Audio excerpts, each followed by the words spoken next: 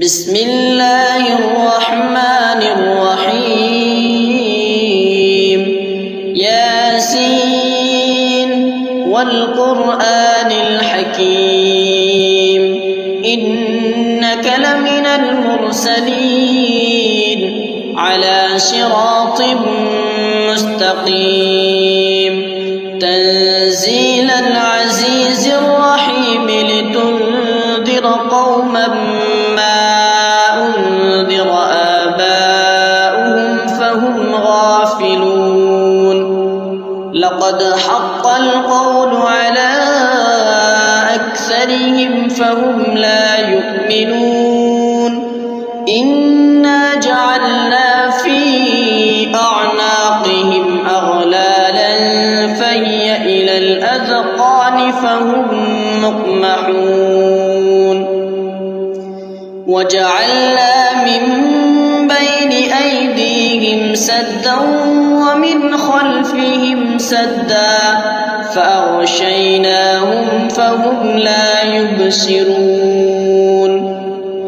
وسواء عليهم أأنذرتهم أم لم تنذرهم لا يؤمنون إنما تنذر من اتبع الذكر وخشي الرحمن بالغيب فبشره بمغفرة وأجر كريم إنا نحن نحيي الموتى ونكتب ما قدموا وآثارهم وكل شيء أحصيناه في إمام مبين واضرب لهم مثلا أصحاب القرية إذ جاءها المرسلون إذ أرسلنا إليهم اثنين فكذبوهما فعززنا بثالث فقالوا إنا إليكم مرسلون قالوا ما أنتم إلا بشر مثلنا وما أنزل الرحمن من شيء إن أنتم إلا تكذبون قالوا ربنا يعلم إنا إليكم لمرسلون وما علينا إلا البلاغ المبين قالوا إنا تطيرنا بكم لئن لم تنتهوا لنرجمنكم وليمسنكم منا عذاب أليم قالوا طائركم معكم أئن ذكرتم بل أنتم قوم مسرفون وجاء من أقصى المدينة رجل يسعى قال يا قوم اتبعوا من لا يسألكم أجرا وهم مهتدون وما لي لا أعبد الذي فطرني وإليه ترجعون أأتخذ من دونه آلهة إن يردني الرحمن بضر لا تغن عني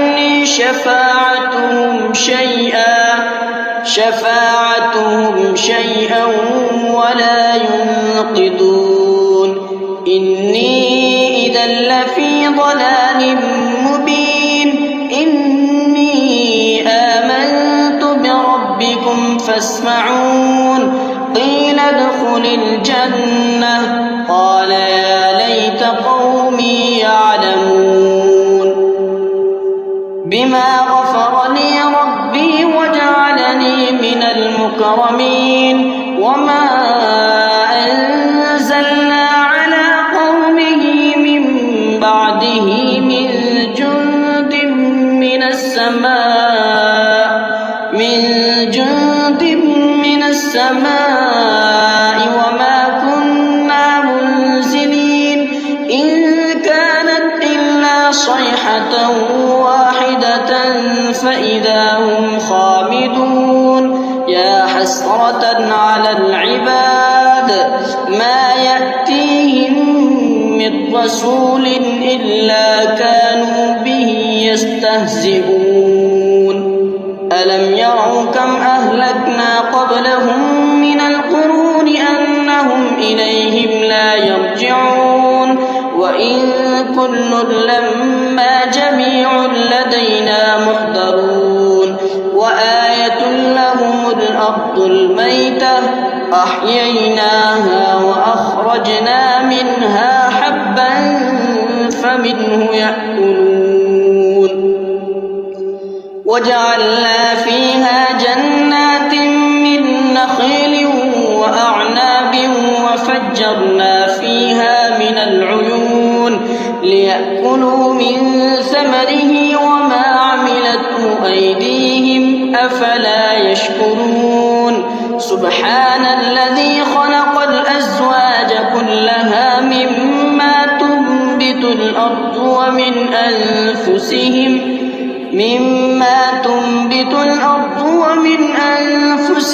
ومما لا يعلمون وآية لهم الليل نسلخ منه النهار فإذا هم مظلمون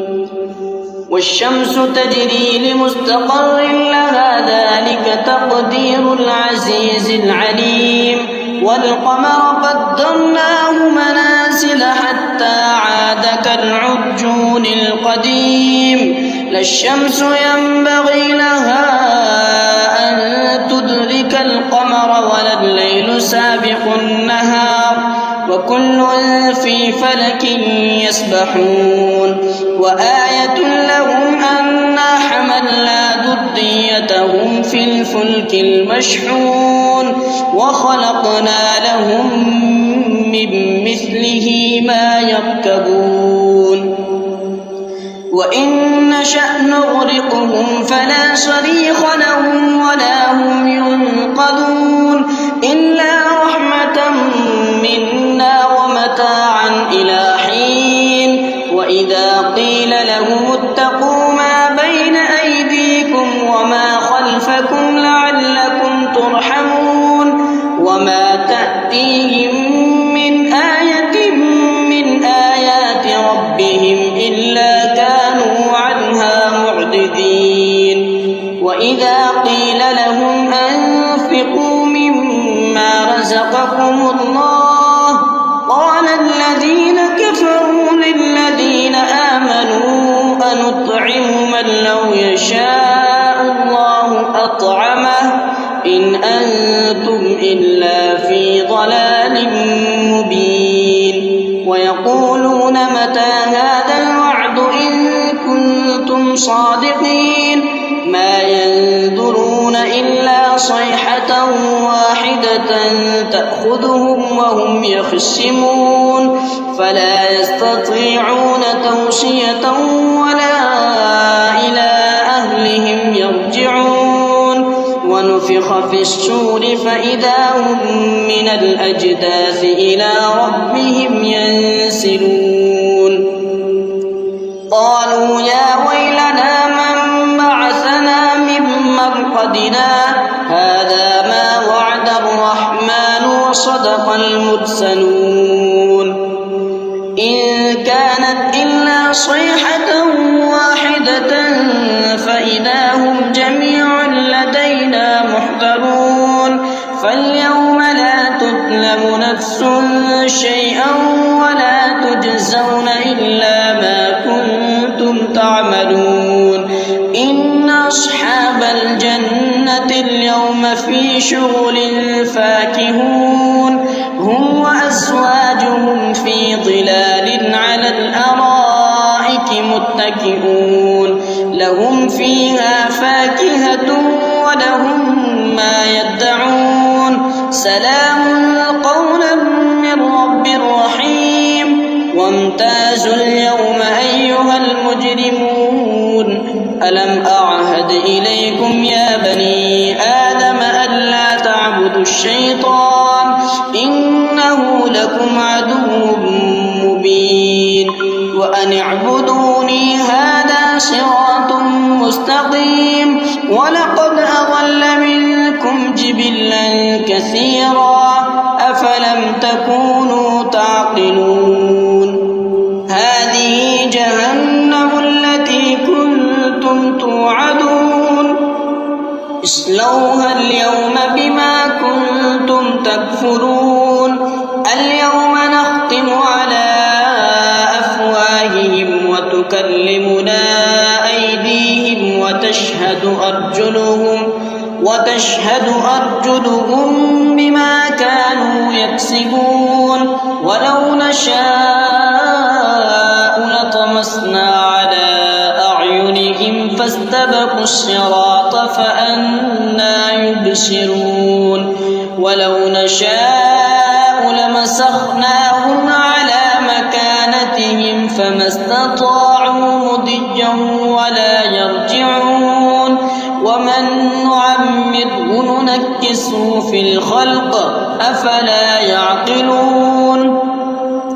وما علمناه الشعر وما ينبغي له إن هو إلا ذكر وقرآن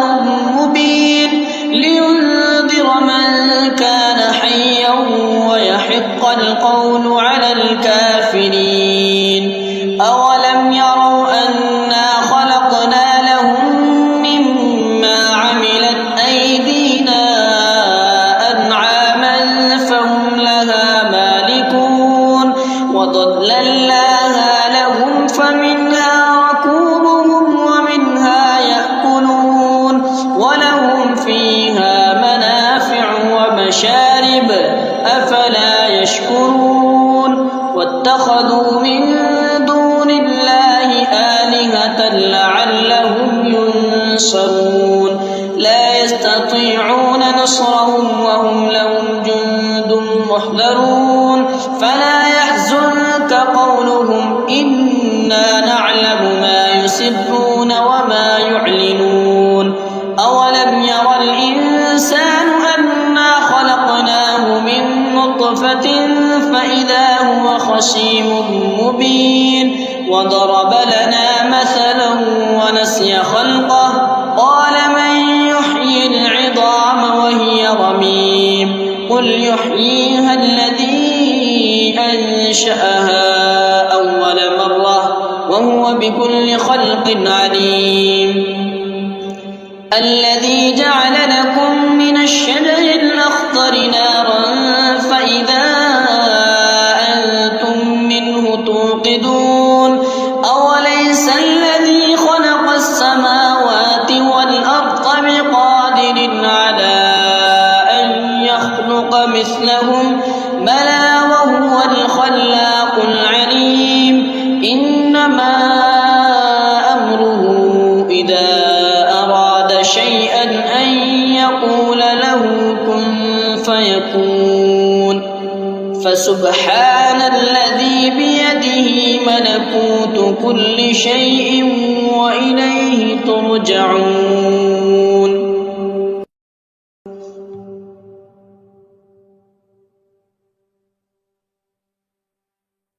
بسم الله الرحمن الرحيم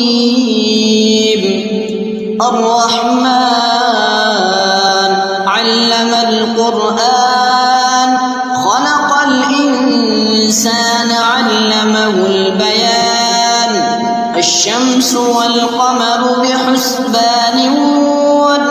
والنجم والشجر يسجدان والسماء رفعها ووضع الميزان ألا تطغوا في الميزان وأقيموا الوزن بالقسط ولا تخسروا الميزان والأرض وضعها للأنام فيها فاكهة والنخل ذات الأكمام والحب ذو العصف والريحان فبأي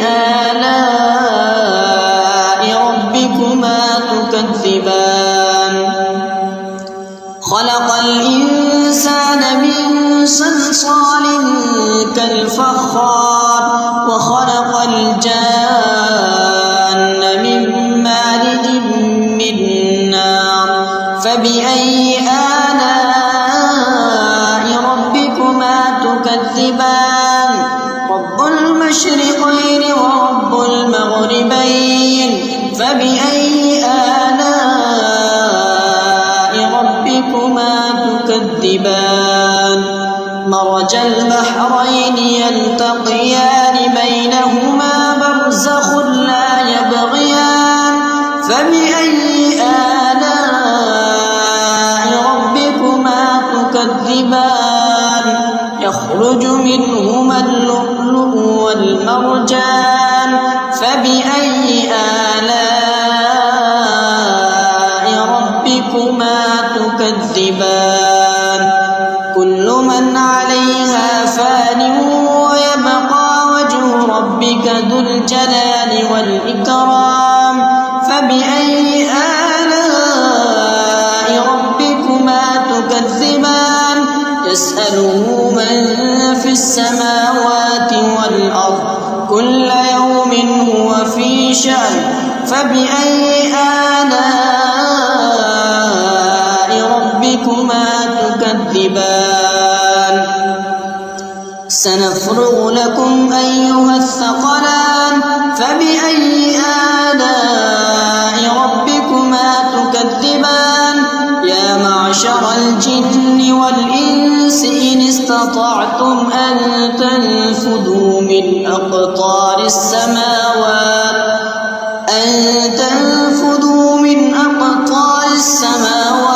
والأرض فانفذوا لا تنفذون إلا بسلطان فبأي آلاء ربكما تكذبان يرسل عليكما شواظ من نار ونحاس فلا تنتصران فبأي آلاء ربكما تكذبان فإذا انشقت السماء فكانت وردة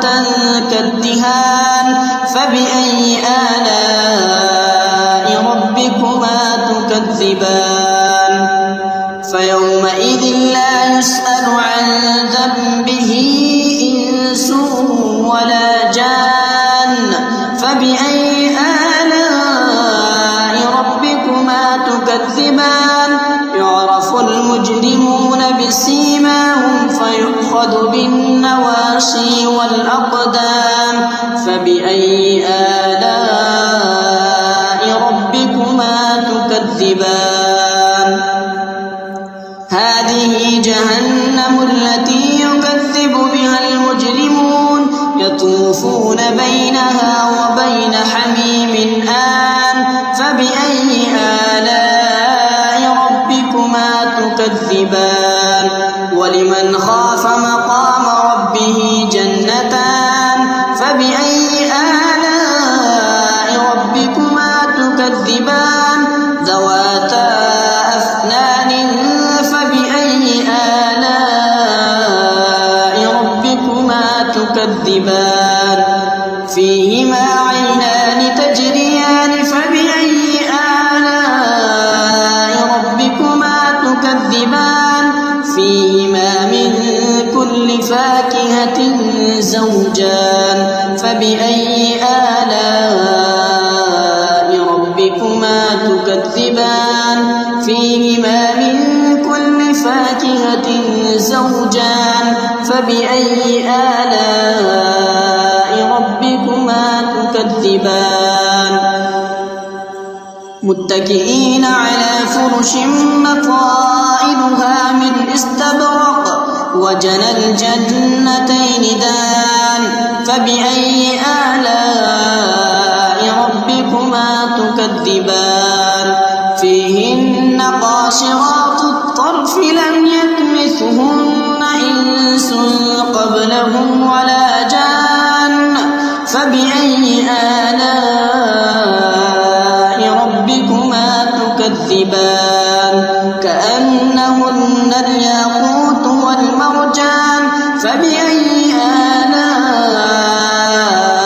ربكما تكذبان تكذبان هل جزاء الإحسان إلا الإحسان فبأي آلاء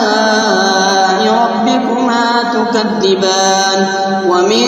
دونهما جنتان فبأي آلاء ربكما تكذبان مدهامتان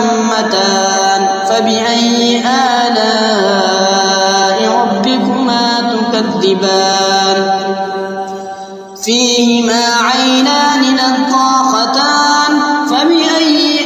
آلاء ربكما تكذبان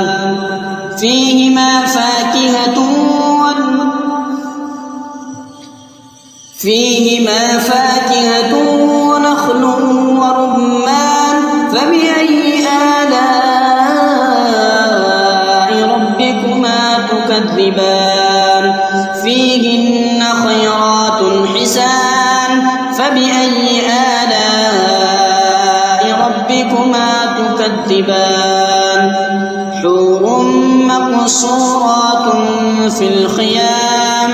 فبأي آلاء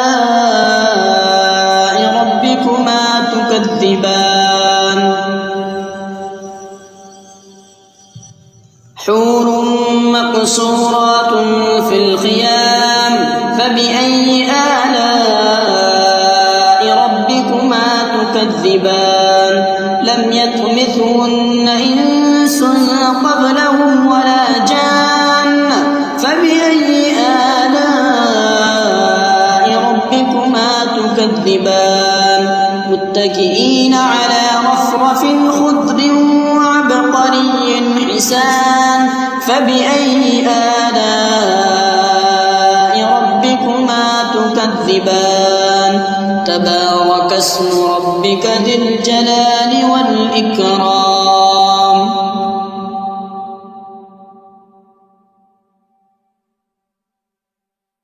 بسم الله الرحمن الرحيم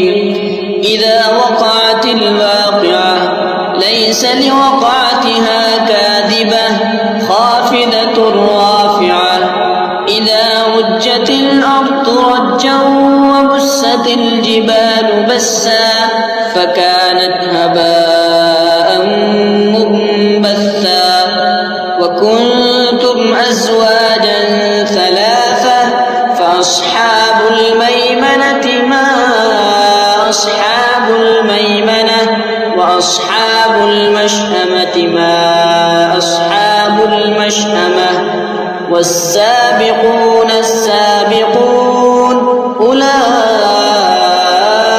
المقربون في جنات النعيم ثلة من الأولين وقليل من الآخرين على سرر موضونة متكئين عليها متقابلين يطوف عليهم ولدان مخلدون بأكواب وأباريق وكأس من معين لا يصدعون عنها ولا ينزفون وفاكهة مما يتخيرون ولحم طير مما يشتهون وحور عين كأمثال اللؤلؤ المكنون جزاء بما كانوا يعملون لا يسمعون فيها لغوا ولا تأثيما إلا قيلا سلاما سلاما وأصحاب اليمين ما أصحاب اليمين في سدر مخضود وطلح مندود وظل ممدود وماء مسكوب وفاكهة كثيرة لا مقطوعة ولا ممنوعة وفرش مرفوعة إنا أنشأناهن إنشاء فجعلناهن أبكارا أترابا لأصحاب اليمين ثلة من الأولين وثلة من الآخرين وأصحاب الشمال ما أصحاب الشمال في سموم وحميم وظل من يحموم لا بارد ولا كريم إنهم كانوا قبل ذلك مترفين وكانوا يصرون على الحنث العظيم وكانوا يقولون أئذا متنا وكنا ترابا وعظاما أئنا لمبعوثون أوآباؤنا الأولون قل إن الأولين والآخرين لمجموعون إلى ميقات يوم معلوم ثم إنكم أيها الضالون المكذبون لآكلون من شجر من زقوم فمالئون منها البطون فشاربون عليه من الحميم فشاربون شرب الهيم هذا نزلهم يوم الدين نحن خلقناكم فلولا تصدقون أفرأيتم ما تمنون أأنتم تخلقونه أم نحن الخالقون نحن قدرنا بينكم الموت وما نحن بمسبوقين على أن نبدل أمثالكم وننشئكم فيما لا تعلمون ولقد علمتم النشأة الأولى فلولا تذكرون أفرأيتم ما تحرثون أأنتم تزرعونه أم نحن الزارعون لو نشاء لجعلناه حطاما فظلتم تفكهون إنا لمغرمون بل نحن محرومون أفرأيتم الماء الذي تشربون أأنتم أنزلتموه من المزن أم نحن المنزلون لو نشاء جعلناه أجاجا فلولا تشكرون أفرأيتم النار التي تورون أأنتم أنشأتم شجرتها أم نحن المنشئون نحن جعلناها تذكرة ومتاعا للمقوين فسبح باسم ربك العظيم فلا أقسم بمواقع النجوم وإنه لقسم لو تعلمون عظيم إنه لقرآن كريم في كتاب مكنون لا يمسه إلا المطهرون تنزيل من رب العالمين أفبهذا الحديث أنتم مدهنون وتجعلون رزقكم أنكم تكذبون فلولا إذا بلغت الحلقوم وأنتم حينئذ تنظرون ونحن أقرب إليه منكم ولكن لا تبصرون فلولا إن كنتم غير مدينين ترجعونها إن كنتم صادقين فأما إن كان من المقربين فروح وريحان وجنة نعيم وأما إن كان من أصحاب اليمين فسلام لك من أصحاب اليمين وأما إن كان من المكذبين المكذبين الضالين فنزل من حميم وتصلية جحيم إن هذا لهو حق اليقين فسبح باسم ربك العظيم بسم الله الرحمن الرحيم تبارك الذي بيده الملك وهو على كل شيء قدير الذي خلق الموت والحياة ليبلوكم أيكم أحسن عملا وهو العزيز الغفور الذي خلق 7 سماوات طباقا ما ترى في خلق الرحمن من تفاوت فارجع البصر هل ترى من فتور ثم ارجع البصر كرتين ينقلب إليك البصر خاسئا وهو حسير ولقد زينا السماء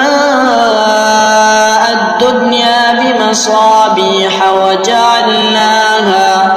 وجعلناها رجوما للشياطين وأعتدنا لهم عذاب السعير وللذين كفروا بربهم عذاب جهنم وبئس المصير إذا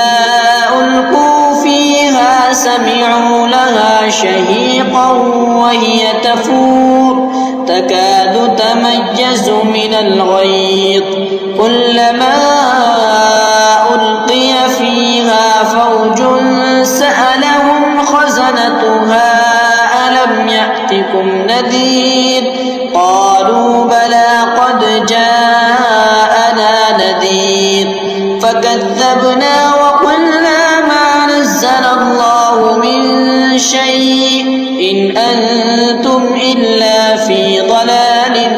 كبير وقالوا لو كنا نسمع أو نعقل ما كنا في أصحاب السعير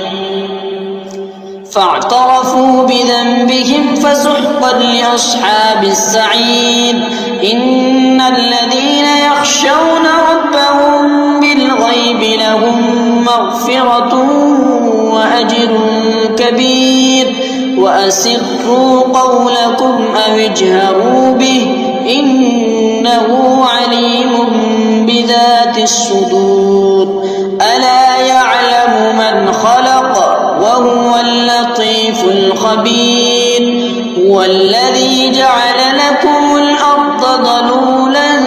فامشوا في مناكبها وكلوا من رزقه وإليه النشور أأمنتم من في السماء أن يخسف بكم الأرض فإذا هي تمور أم أمنتم من في السماء أن يخسف أن يرسل عليكم حاصبا